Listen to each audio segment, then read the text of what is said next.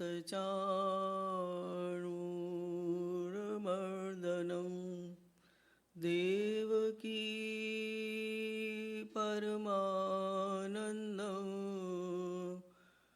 कृष्णं वन्दे जगद्गुरुम्।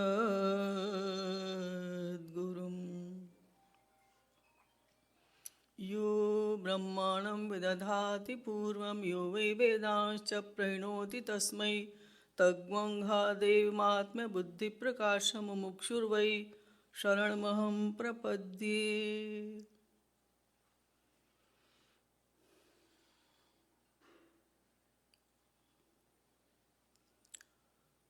कुछ समय पूर्व आप लोगों ने मेरा परिचय सुना, किंतु वास्तव में मेरी पहचान और मेरा परिचय मेरे गुरुवर ही है, जिन्होंने अपनी विशेष कृपा की वर्षा करते हुए मुझे वो योग्यता प्रदान की कि आज मैं गीता जयंती महोत्सव पर आप सभी को गीता के विषय में जो उन्होंने बताया, जो उन्होंने समझाया और जो प्रवचनों के द्वारा, संकीर्तनों के द्वारा जो उन्होंने जन जन तक पहुंचाया, और मुझे भी यही आदेश दिया कि उनके वैदिक सिद्धांतों का मैं प्रचार प्रसार करूं, तो वही मेरी वास्तविक पहचान है और वही मेरा वास्तविक परिचय है। तो सर्वप्रथम उन्हीं के चरणों में कोटि कोटि प्रणाम करते हुए मैं कार्यक्रम का प्रारंभ करती हूँ। काशी विद्वत परिषद सन 1957 14 जनवरी को आचार्य श्री को जगत गुरुत्तम की उपाधि से जब विभूषित किया गया, तो तत्कालीन विद्वत सभा ने पद्य प्रसूनोपहार के द्वारा उनका सम्मान किया और ये उद्घोषित किया कि वो जगत गुरु ही नहीं है, जगत गुरु उत्तम है। ये नास्मिन् निखिलेऽपि भारतमहा देशे विशेषो लसत् प्रज्ञेनोज्ज्वल भक्ति योग कलितं संस्थापितं मंडलम् धर्मोद्धार धुरीण भाव मनीषौ कीर्त्या समं वर्धयन् धन्यो मान्य जगद्गुरुत्तम पदैः सोऽयं समभ्यर्च्यते। ये काशी विद्वत परिषद ने उद्घोषणा की आचार्य श्री को जगत गुरु उत्तम पद से विभूषित करते हुए। गोलोकधाम मंदिर उन्हीं के द्वारा सन 2004 में स्थापित किया गया और उन्हीं की कृपा से, उन्हीं की प्रेरणा से ये संचालित हो रहा है। चारों ओर सिलेक्शन है, इलेक्शन है, वोटिंग है, कन्वेंसिंग है, शोर मचा हुआ है चारों ओर, और शादियों का भी जोर है। शादी है या बर्बादी है, भाई भतीजावाद है, भाई बंधुओं के लिए माता पिता बहन भाई सभी रिश्तेदारों की बात हो रही है। ये सब हमारे माइंड में ये सारी फाइल्स इस समय जमा हो गई हैं। स्पिरिचुअल गवर्नमेंट के हिसाब से ये सब मटेरियल गवर्नमेंट की बातें चल रही हैं, मटेरियल संसार की बातें चल रही हैं। स्पिरिचुअल गवर्नमेंट के हिसाब से ये सब जंक फाइल्स हैं जिन्हें हमें डिलीट करना होगा। क्या गीता पढ़ने से ये सब जंक फाइल डिलीट हो जाएंगी? क्या संसार आवश्यक नहीं है? क्या संसार से हमें पूर्णतया वैराग्य विरक्त होकर संन्यास लेना है? इत्यादि प्रश्न है जो हर किसी जिज्ञासु के मस्तिष्क में घूमते रहते हैं। तो भाई यहाँ स्पिरिचुअल गवर्नमेंट में भी, जिसकी चर्चा हम गीता के माध्यम से करने जा रहे हैं, यद्यपि श्री महाराज जी ने सभी शास्त्रों वेदों को एक साथ लिया है, उनके प्रवचन आप लोग सुन ही रहे हैं, और जो नहीं सुन रहे वो अवश्य सुने कि उन्होंने किस प्रकार से जो भी बात बोली है वो श्रुति प्रमाण, स्मृति प्रमाण और वेदांत के द्वारा, यानी तीनों प्रकार के ग्रंथ उन्होंने लिए। वेदों के द्वारा भी, भागवत के द्वारा भी, गीता के द्वारा भी, रामायण के द्वारा भी और वेदांत सूत्र के द्वारा भी अपने सिद्धांतों का प्रतिपादन किया है। न भूतो न भविष्यति, ऐसा आज तक नहीं हुआ कि किसी ने इस प्रकार से सिद्धांतों का निरूपण किया हो। तो यद्यपि उन्होंने किसी भी बात को सभी ग्रंथों का प्रमाण देते हुए समझाया है, लेकिन आज गीता जयंती है और सभी ये सोच कर आए होंगे कि गीता के माध्यम से ही हमें समझाया जाए कि हम किस प्रकार से दैनिक जीवन में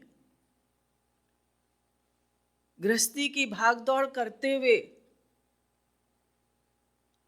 किस प्रकार से हम भगवान का स्मरण करें। आजकल फास्ट लाइफ है, चारों ओर हाहाकार मचा हुआ है, सुबह से शाम तक लोग दौड़ रहे हैं, भागे चले जा रहे हैं, भागे चले जा रहे हैं, भागे चले जा रहे हैं। कहाँ जा रहे हो? पीस के लिए, हैप्पीनेस के लिए, शांति के लिए। अरे समझ तो लो कहाँ से मिलेगी? टाइम नहीं है, आई डोंट हैव टाइम।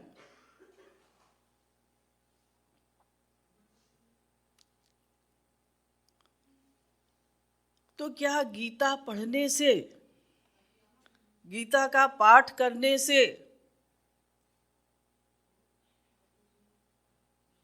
हमें शांति मिल जाएगी, आनंद मिल जाएगा?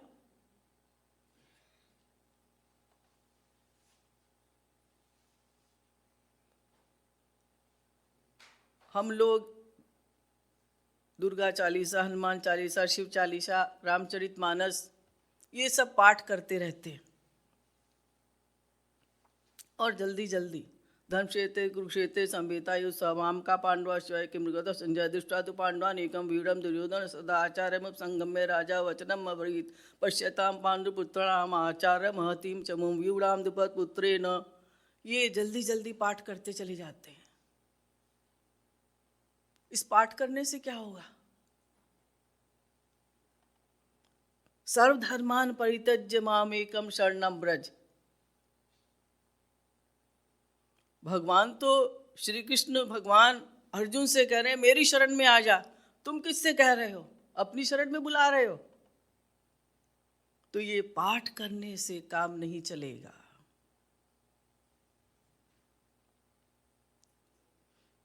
हमारा लक्ष्य हमें कैसे प्राप्त होगा? गौरांग महाप्रभु के समय में एक भोला भाला भक्त, अनपढ़ गंवार इसी प्रकार से पाठ करता रहता था। संस्कृत भी नहीं आती थी, हिंदी भी नहीं आती थी, गलत सलत बोलता रहता था। तो एक दूसरे भक्त ने जाकर महाप्रभु जी से शिकायत की कि ये गीता का पाठ करता रहता है और गलत सलत बोलता है, गलत उच्चारण बोलता रहता है। महाप्रभु जी ने उसको बुलाया और समझाया कि भाई गलत पाठ मत किया करो, लेकिन उसकी आंखों में आंसू आ गए, जोर जोर से रोने लगा। प्रभु,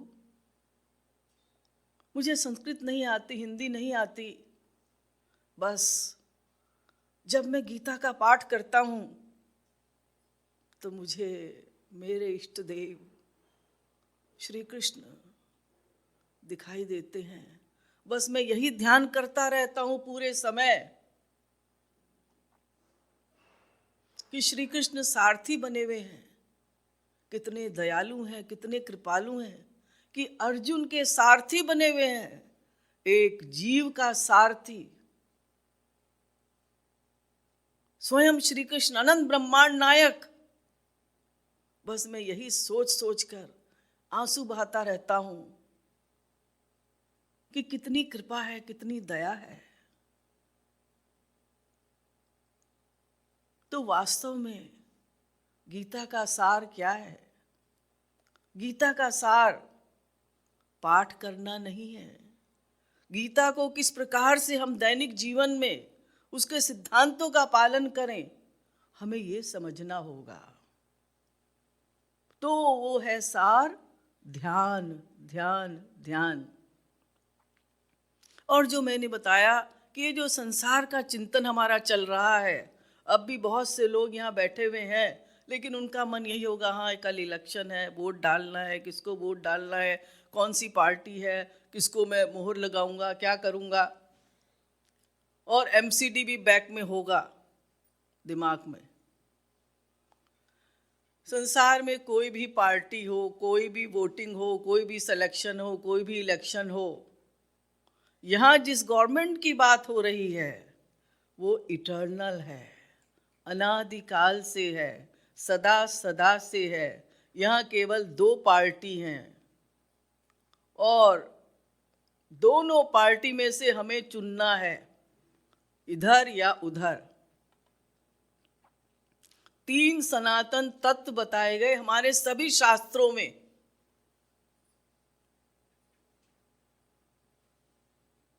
महाराज जी ने उन्हीं 3 तत्वों का निरूपण करते हुए हमें भक्ति योग का संदेश दिया है। ब्रह्म, जीव, माया।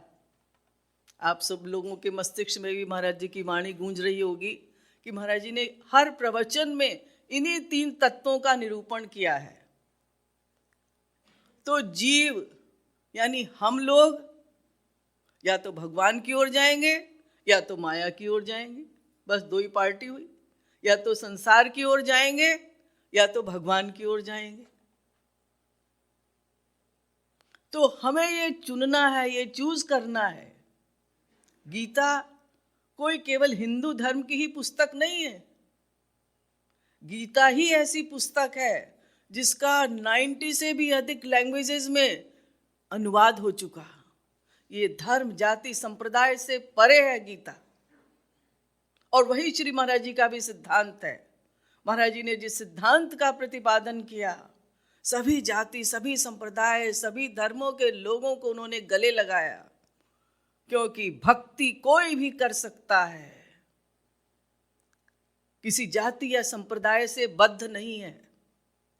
तो स्पिरिचुअल गवर्नमेंट में केवल 2 पार्टी हैं। तो श्री कृष्ण ने भी अर्जुन को बता दिया कि भाई देखो, एक ही रास्ता है, एक ही रास्ता, अब तेरी चॉइस है, तू जब जहाँ जाना चाहे। ऐसे ही महाराज जी ने भी सारे सिद्धांतों का सार हमारे सामने रख दिया। दोनों तरह की हमें बात बताई, भौतिकवाद, अध्यात्मवाद, 2 पार्टी, शारीरिक धर्म, आध्यात्मिक धर्म, 2 धर्म। उसी को आगंतुक धर्म, स्वाभाविक धर्म भी कहते हैं।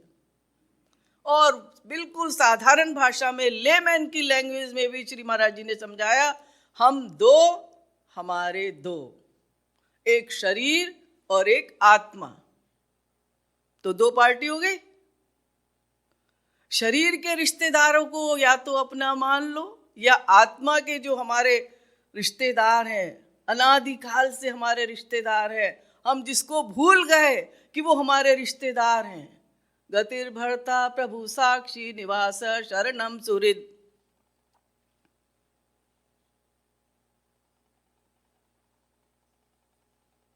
गीता के 9 चैप्टर में और पूरी गीता में यही समझाया श्री कृष्ण ने अर्जुन को कि तेरे रिश्तेदार कौन हैं जिनको मारने के लिए तू डर रहा है।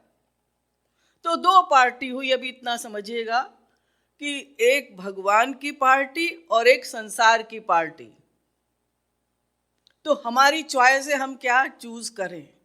MCD, my choice divine. मेरी चॉइस क्या है? वही होगी जो गुरु बताएगा, क्योंकि गुरु के शरणागत होना होगा। वास्तविक गुरु बताएगा कि चॉइस क्या है। तो इसलिए श्री महाराज जी ने भी दोनों पक्ष सामने रख दिए, दोनों पार्टी के व्यूज सामने रख दिए। इसका परिणाम ये है, इसका परिणाम ये है, लेकिन मेरा जो मत है वो सुनो जीवो, मेरा मत सुनो। मैं क्या बता रहा हूं? जगत गुरुत्तम की उपाधि मुझे दी गई है। जगत गुरुत्तम यानी समस्त जगत गुरुओं के सिद्धांतों का समन्वय करके मैं तुम्हारे कल्याण के लिए मत बता रहा हूं। तो अब तुम्हारी जो चॉइस है, यद्यपि मैं बाध्य नहीं कर रहा, मैं फोर्स नहीं कर रहा। महाराज जी ने यही कहा अपने हर प्रवचन में कि मैं कोई जगत गुरु बनकर प्रवचन नहीं दे रहा, मैं कोई टीचर बनकर प्रवचन नहीं दे रहा, मैं एक एडवाइजर की तरह एडवाइस दे रहा हूं। अरे मन तू मेरो मत मान, अरे मन तू मेरो मत मान। क्या मत? अनन्य चेता सततं यो माम, अनन्य चेता सततं यो माम।